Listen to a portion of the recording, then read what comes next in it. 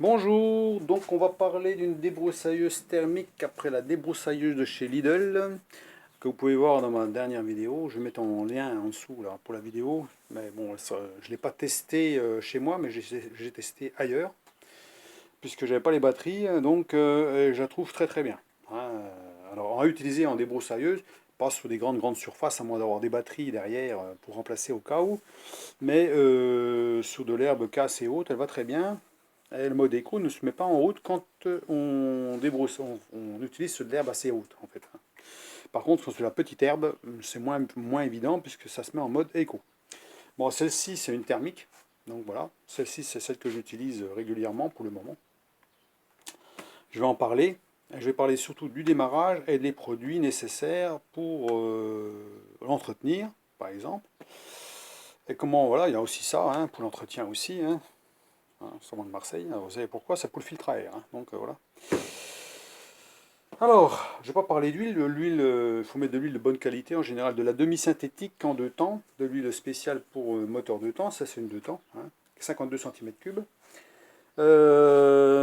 Pour le démarrage, on va parler du démarrage à froid. C'est souvent le problème, c'est là qu'on loupe le démarrage et puis qu'on a des soucis de démarrage, on noie le moteur. Donc pour éviter de noyer le moteur, il faut faire attention au starter. Parce que le starter, ben, c'est ce qui va vous noyer votre moteur, forcément, puisque ça amène beaucoup d'essence. Donc le starter, vous le mettez. Alors, bien entendu, vous mettez votre essence mélangée, 20 ml par litre ou 25 ml par litre, selon si vous êtes en période de rodage ou pas. Moi, en période de rodage, je mets 25 ml par litre. Vous pompez en dessous, il y a une poire, soit au-dessus, soit en dessous, pour alimenter le carburateur en essence. Tant que vous ne sentez pas que c'est... Voilà, il faut sentir que les tuyaux sont pleins et que c'est assez dur à appuyer dessus. Dès que ça devient dur, c'est qu'il y a assez d'essence dedans. Le starter en place, le bouton de mise en route, position marche, ne pas l'oublier surtout. D'abord, moi je mets toujours en position marche. Quand je la stocke comme ça, je sais pas, je vais y penser à chaque fois. Parce que c'est le moment comme ça que vous allez noyer, parce que vous avez oublié le bouton. Des fois c'est tout bête. Euh, Vous allez tirer dessus sur à peu près 5-6 cm. Vous sentez un point dur. Déjà. Et après, vous tirez un coup sec en arrière pour pratiquement tirer sur toute la longueur de du fil. Assez énergiquement, parce que c'est l'énergie que vous allez mettre dans le démarrage qui va faire le démarrage. Qui fait que l'étincelle soit suffisamment puissante pour démarrer. Alors vous tirez 2 ou 3 fois comme ça avec le starter. Alors si elle n'a pas toussé, ça fait rien. Vous coupez le starter. Parce que là, il y a une grande chance que vous allez déjà avoir assez d'essence dedans pour démarrer. Et vous recommencez. Vous tirez dessus une fois, deux fois, trois fois s'il faut pour démarrer. Moi, au bout de 2 fois, le démarre. Donc en fait, le starter me sert vraiment que pour tirer 2-3 fois dessus au démarrage pour emmener de l'essence. J'ai pas essayé de le faire en une seule fois, il faudrait que j'essaye de laisser une ou deux fois, tirer 2 fois dessus avec le starter, moins possible, pour voir si elle démarre, mais comme je la vidange à chaque fois, puis je la laisse tourner pour qu'elle consomme toute l'essence avant de la stocker. Donc il n'y a plus d'essence dedans. Donc je mets le starter, je tire au moins 2 ou 3 fois dessus. Et puis après, j'enlève le starter. Donc voilà. Ensuite, bon voilà, il n'y a pas de problème. Si vous avez noyé votre moteur, ça veut dire que vous sentez l'essence, mais l'essence, vous sentez l'essence par l'échappement et tout, ça veut dire que vous avez vraiment noyé le moteur. Et là, soit parce que vous avez mal utilisé le starter, soit que votre bougie est peut-être encrassée ou j'en sais rien. Là, il va falloir remédier au problème, ça veut dire qu'il faut emmener de l'air. Et donc, il faut enlever le starter. Parce que là, vous emmenez beaucoup d'air. L'air, voilà. Vous descendez le starter n'est pas mis. Vous accélérez à fond. Ça veut dire qu'il y a un blocage de la manette d'accélérateur pour pouvoir démarrer. Oui, comme ça là. Crac, crac et crac. Voilà, là en position accélérée. Et une fois qu'elle va démarrer, il faut remettre en position normale. Donc, fait comme ça. Ça fait que vous avez emmené le papillon des gaz au niveau carburateur est ouvert à fond. Ça veut dire que vous avez beaucoup d'air qui rentre dans le moteur.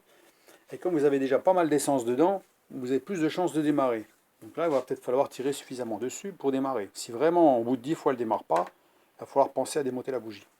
La sécher, ou voir la remplacer, vous en avez une autre. Alors, c'est pas parce qu'elle est mouillée ou elle est encrassée qu'elle est foutue. Elle peut être nettoyée. Alors évitez les brosses métalliques qui plutôt ont tendance à abîmer les bougies qu'autre chose, puisqu'elles laissent des particules sur la céramique au niveau de l'électrode centrale et qui permet à l'électricité de faire de contourner au mieux d'aller sur les électrodes. Donc il existait dans le temps, je sais, pour nettoyer les bougies, des sableuses. C'était des boîtiers, des petits boîtiers avec un trou. On mettait la bougie dedans, les parties électrodes dans le trou. On appuyait sur un bouton, ça envoyait de l'air comprimé avec du sable sur la bougie à l'intérieur qui permet d'écrasser comme il faut. On ressortait, on soufflait au compresseur pour enlever toutes les petits grains de sable. C'est vraiment du sable très très fin, genre ultra fine, hein. Moi j'en ai d'ultra fine, donc je pourrais m'amuser à le faire. Et un bon coup de soufflette, vous regardez bien comme il faut si vous ne laissez pas de particules de sable, c'est surtout très important pour ne pas rayer le cylindre, hein. Et ensuite, ben, vous réglez vos électrodes en général, ce 0,7, hein, entre 0,65 et 0,75 en fonction des caractéristiques qu'il donne au moteur, en général c'est dans ces eaux-là, avec un jeu de cale, et vous remettez votre bougie. Alors le serrage de la bougie se fait au couple, bien sûr, hein, normalement c'est entre 12 et 15 Nm. Si vous n'avez pas de clé dynamométrique, ben, il faut serrer modérément. Alors si vous ne serrez pas assez, c'est embêtant parce que vous n'avez pas un bon contact entre la bougie et le cylindre, parce qu'il n'y a pas de culasse, ça c'est un cylindre qui fait, voilà, il y a pas, c'est un cylindre complet, hein. Et vous avez sûrement un échauffement au niveau, un point chaud au niveau de la bougie qui n'est pas forcément bon, hein. Ça peut endommager le piston par exemple. Et si vous avez un serrage trop excessif, ben, vous risquez d'abîmer les filetages du cylindre et ensuite d'être emmerdé après. S'il est foiré, ben, c'est embêtant. Surtout que c'est des petits culots, donc les culots avec très peu de filetage dessus, il faut quand même se méfier. Donc le serrage est important aussi. Sur ce, j'ai déjà dit ça. Ensuite, alors utiliser de la graisse, vous pouvez utiliser de la graisse comme ça. C'est du graisse au silicone, hein, pour mettre derrière le cabochon là, de bougie. Alors pour plusieurs raisons. La première raison, c'est quand on démonte cette partie-là pour accéder à la bougie. Souvent, ben, ça colle à la bougie, hein, c'est collé dessus, c'est trop dur à enlever et vous avez tendance à tirer fort dessus et la partie qui a une espèce de ressort à l'intérieur qui va se détendre et après vous ne pourrez plus le remettre. Alors déjà, c'est ce problème-là. Le deuxième problème, c'est l'humidité. Si vous avez de l'humidité, ben, de mettre de la graisse comme ça évite l'humidité. Ah, vous en mettez pas beaucoup, hein, c'est pas la peine d'en mettre 2 tonnes, hein, parce que si vous en mettez trop, vous aurez pu enfiler le truc, hein. Donc vous en mettez juste ce qu'il faut. Sur la partie du ressort à l'intérieur, ça suffit. Et ça préserve le caoutchouc. Donc l'humidité, ça préserve le caoutchouc et ça permet de démontage facile. Il suffit de tourner droite-gauche, puis après vous l'enlevez facilement. Voilà. Donc ça c'est pour l'entretien, on va dire pour le... Alors ça peut servir aussi pour les joints toriques, hein. Si vous avez des joints toriques agressés, ça va bien ça, hein. Donc là la graisse, elle reste collée, c'est de la graisse qui colle quand même, hein. Donc c'est pas mal. J'ai parlé aussi de la superlube pour les engrenages et les transmissions, hein. Ça veut dire que si vous avez des arbres qui sont démontables, pour le mettre dans une voiture par exemple, vous pouvez mettre de la graisse dedans, dans les cannelures de la transmission, qui peut servir pour autre chose aussi. C'est pour ça que moi je prends des quantités importantes. Ça existe en 9 grammes, moi j'ai du 85 grammes, hein, donc voilà. Et puis ça c'est pareil, ça existe en 80 grammes, et je l'ai en 225. Je prends toujours des quantités plus importantes, puisque ça me sert pour autre chose que ça. Donc, sinon, qu'est-ce que je voulais dire dessus? Le filtre à air. Donc, ça, le filtre à air, c'est un truc, il faut faire attention parce que le filtre à air, bah, vu que c'est une petite mousse dedans, un petit carré en mousse, doit être nettoyé régulièrement. Alors, ne stockez pas la machine comme ça parce que vous allez avoir de l'essence et de l'huile qui va couler sur le filtre à air et qui va noyer votre filtre à air d'huile. Donc la solution c'est de démonter et de nettoyer. Donc on nettoie avec moi je nettoie avec ça, savon de Marseille tout simplement. Alors ça peut enlever les taches d'encre, ça peut dégraisser, tout ça. C'est pas mal pour même ceux qui ont les... Si vous avez de l'encre sur les doigts, ça va bien ça, hein, parce que j'en ai plein. Moi j'ai une imprimante qui a dégueulé, là, il y en avait partout sur le bureau. J'avais les mains toutes noires, j'ai pris ça, les mains nickel, plus rien dessus. Vous rincez bien à l'eau, vous le séchez et vous le remettez. Et puis c'est bon. Prévoyez peut-être une bougie d'avance, comme ça on ne sait jamais, ça évite de se casser la tête.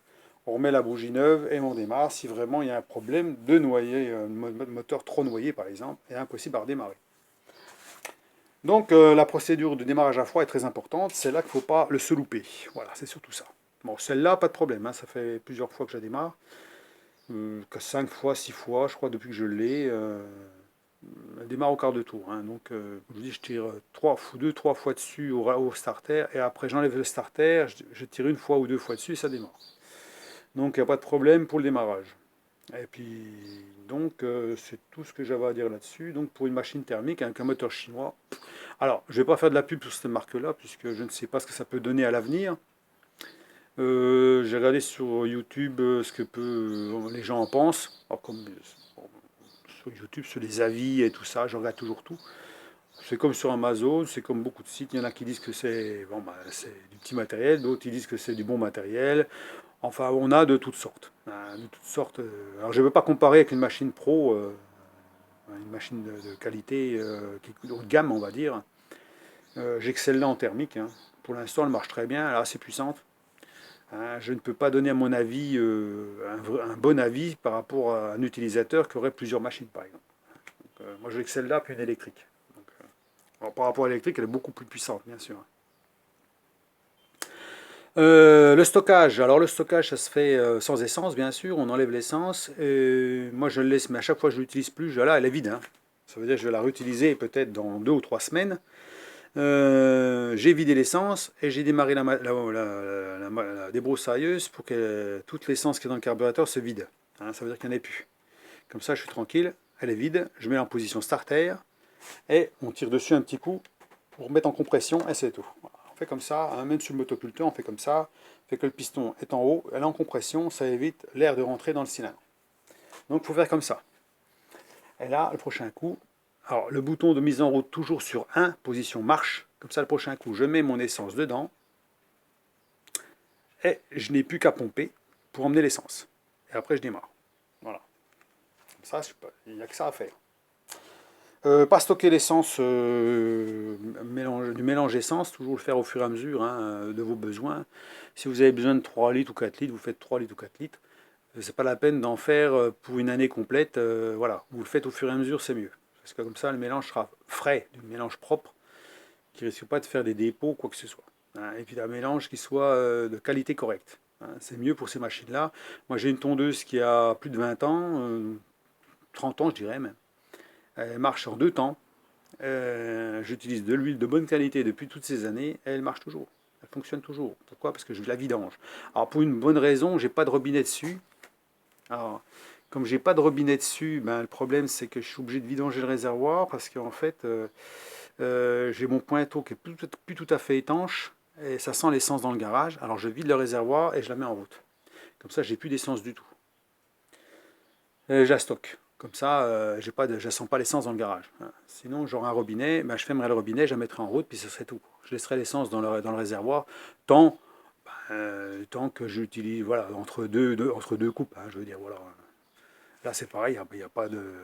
Alors, ça évite d'avoir l'essence dans les tuyaux, parce que les tuyaux, ils ont tendance à se durcir.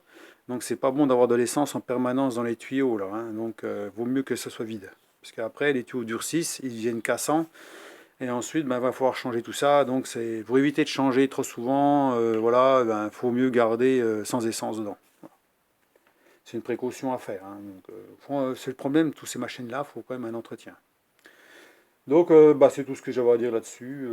Si vous avez des questions, alors bon, le matériel, ça, je vous ai déjà dit, j'achète ça sur Internet. Hein, donc, ça, de la graisse comme ça, c'est de la graisse au silicone. Hein, donc, celle-là, ils appellent diélectrique, mais c'est de la graisse au silicone. On en trouvait. Je sais pour ceux qui utilisent par exemple du PCP, par exemple, des armes précomprimées, là. Ils utilisent cette graisse-là pour les joints toriques, tout ça. Ça préserve les joints, ça fait l'étanchéité. Bah, c'est la même graisse, en fait. Voilà. Donc, voilà, c'est tout. Sinon, rien à dire. Pour l'instant, matériel assez bonne qualité quand même, malgré que c'est du chinois. Je suis assez surpris de la qualité. Elle est bien, elle est puissante, elle va très bien. Alors comme je vous dis, je ne vous préconise pas d'acheter cette machine-là, parce que je n'ai pas, suffisamment utilisé pour dire vraiment si j'ai été emmerdé ou pas. Pour l'instant, je ne suis pas emmerdé, elle est neuve. Hein. Elle n'a pas tourné assez, je vous dis qu'elle 5 heures à peu près, peut-être 6 heures au maximum.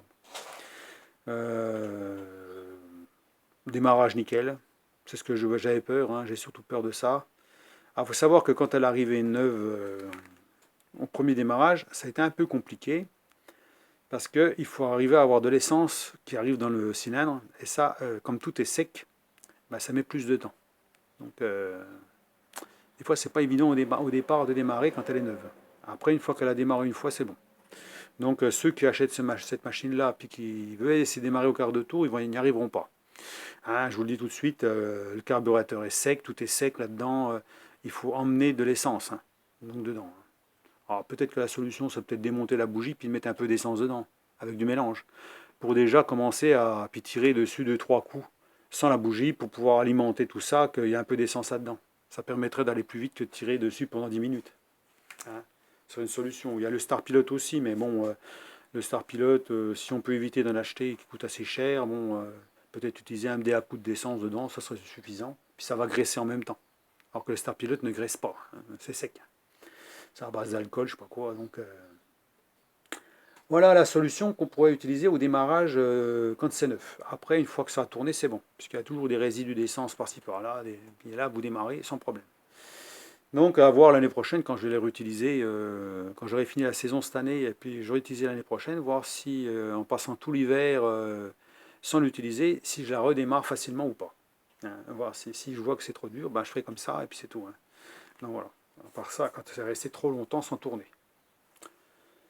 Donc c'est tout ce que j'avais à dire là-dessus. Vous pouvez me laisser vos commentaires sur.